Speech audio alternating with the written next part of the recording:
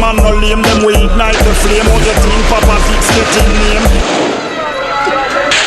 Blessed my people, welcome back, you see me? So peeps, today we're gonna talk about one of the most feared dons in the history of Jamaica, you know what I mean? This individual was born in the 1950s and he's also the father of over 15 children. He is also an individual that likes to boast about his powers in front of TV cameras. Just the name of this notorious figure drive fear into the hearts of Jamaicans both locally and abroad.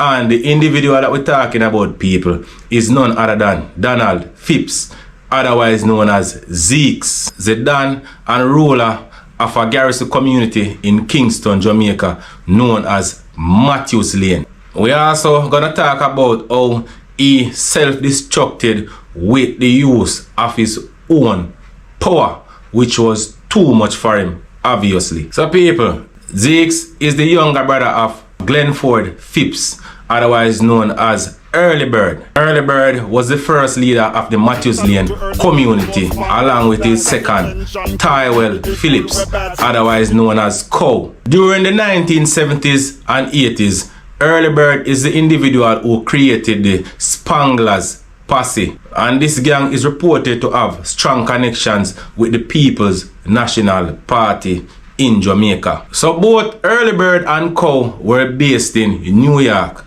where they carried out their illicit drug activities to support their gang and the community back at home, cementing their stronghold.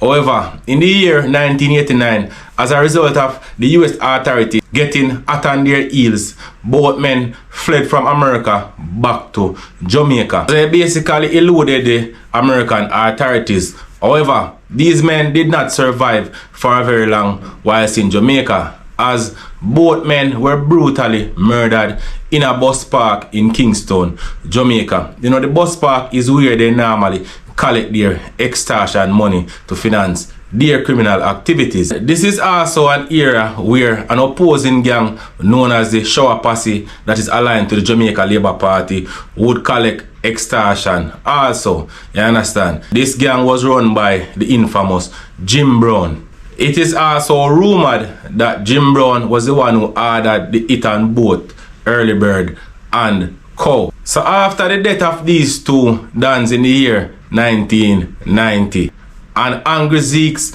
with blood in his eyes after the brutal slaying of his brother was now the Don of Matthews Lane. So Zeks continued to run the gang locally, as he was already in possession of all the resources and the connections that he needed to carry on with the illicit activities that his brother had left for him to take up. He had guns, money, and he had the power and influence over the community. So it was easy for the transition of power from his dead brother to him, as Zeks was always an upfront strongman in the community.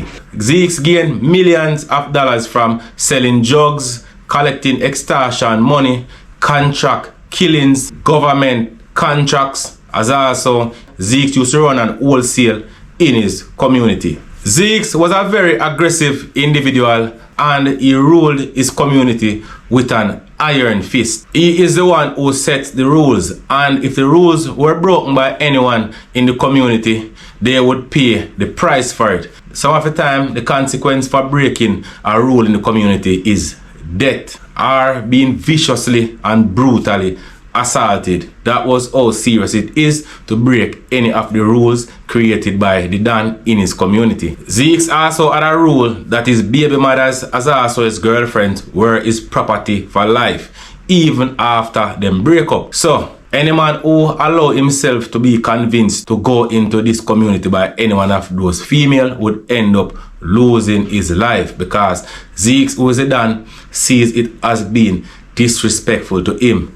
Even though he and that lady is no longer in a relationship, he must say she have to hide and do anything she do. She can't bring no man at all in the community. So based on the various illegal activities that Zeks was involved in, you know, Zeks had this fair bit of run-ins with the law, you know what I mean. I can remember once Zeks was arrested back in 1998 on the 23rd of September for questioning and suspicion of attempt murder, illegal possession of firearm, ammunition, and wounding with intent. This was a time when the world had a frightening look at the power and influence that Zeks possessed in Jamaica, especially over his community. Because whilst Zeks was being detained at the Kingston Central Police Station in downtown Kingston, his supporters started a riot in Kingston. They burnt tires, they burnt cars, you know what I mean, they blocked roads, they were behaving violent, they were throwing stones,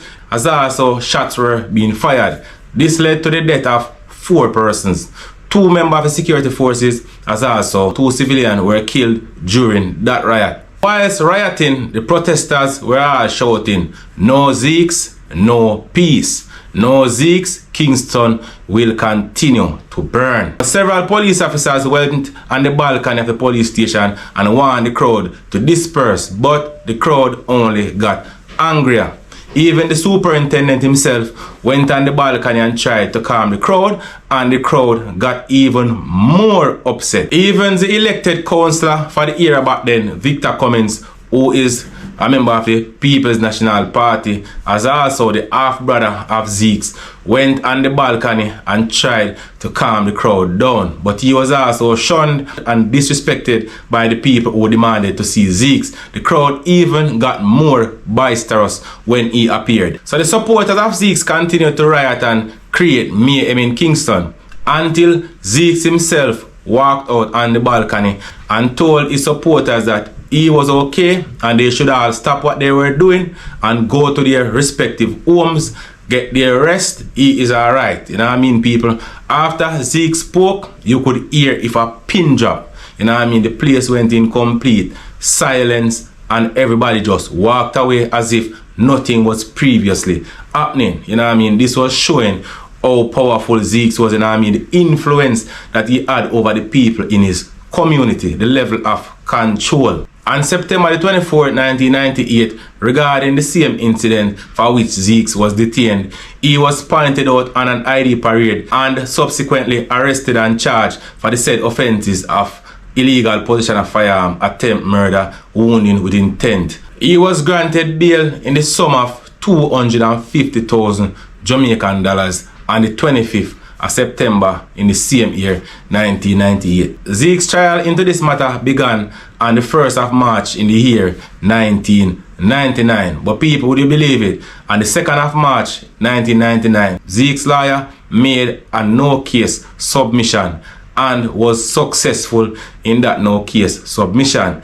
Hence, Zeks walked free from all those charges, you know what I mean? This could have been a situation where the police were unable to contact the witness for trial, or the witness became hostile and decided that they don't want to attend court, and so on and so forth, you know what I mean? Things like that can lead to the no-case submission, because if you don't have any evidence, you don't have a case. And in conclusion of that case, where Zeks went free, you know what I mean? Zeks still had several other run-ins with the law, you know what I mean? At one point, Zeks was arrested, you know, drug seizure, and over $10 million was also confiscated from him.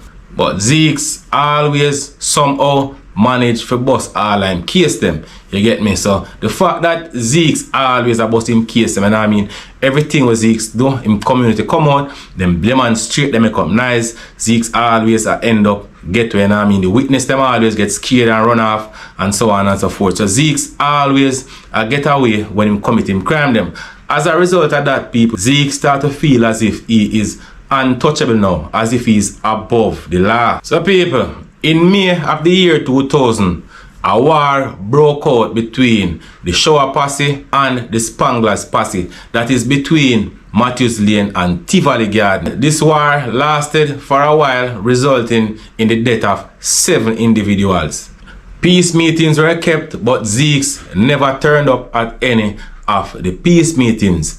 As a result, there were several other violent flare-ups across downtown Kingston, leading to people losing their life, as also innocent people who get caught in the crossfire. Zeks was eventually summoned to the Kingston Central Police Station, where the officers spoke to him about the rate of crime in downtown Kingston, and they made certain plans to put things under control, and then there was a bit of calm. So people, Zeks was feeling his power and feeling as if he's on top of the world, and this was what led him to making the ultimate mistake, which ended up costing him his freedom and him to get a life sentence. On April 16, 2005, the bodies of Dayton Williams and Rodney Parkinson were found partially burned on Rose Lane in downtown Kingston, which is fairly close to Matthews Lane. So after some intensive investigation were carried out by the police, on the 18th of May in the year 2005, Zeks was arrested for questioning in connection with the bodies that were found. People, residents once again tried to demand that the police release Zeks, as they were running behind the armored vehicle that went to pick up Zeks. During the time of his arrest, Zeks was also found with 18 million Jamaican dollars. So after further investigations were carried out, Zeks was subsequently charged for the double murder of both men. Supporters of Zeks once again tried to riot, but this time the police was prepared for them and quelled that situation speedily. On the 12th of April in the year 2006, Zeks was found guilty of murder by a 12-man jury. On the 30th of March 2006, Justice Horace Marsh sentenced Zeks to life imprisonment. He have to serve 30 years before parole. In the year 2010, Zeks made an appeal in the Jamaican Court of Appeal to have his sentence quashed. He failed in that appeal and further went on to making an appeal in the Privy Council. Zeks' lawyers argued that his trial was a violation of his constitutional rights. His lawyer also argued that the cell site analysis obtained from a local telephone company which pinned Zeks' location to where the crime was being committed. As also, Zeks answered a call to one of the victims' phone when a friend called, and he told the individual on the phone that the victim was sick and that he will never hear from him again. He also told the individual on the phone that if he has a wife, he should go and hug up his wife and leave people business alone, because them man they disrespect him and he not take disrespect. So Zeks appealed to have his sentence quashed on that grounds in the Privy Council Court, which is the highest court of appeal for Jamaica, had failed, and that ordered that Zeks continue to serve his life sentence for the crime that he had committed. Zeks and his legal team also made applications in the courts to have monies returned to him that were seized from him during police operations, which was 10 million and 18 million. Zeks was saying that he did not acquire this money from any illicit activities, as during the time when he acquired this money,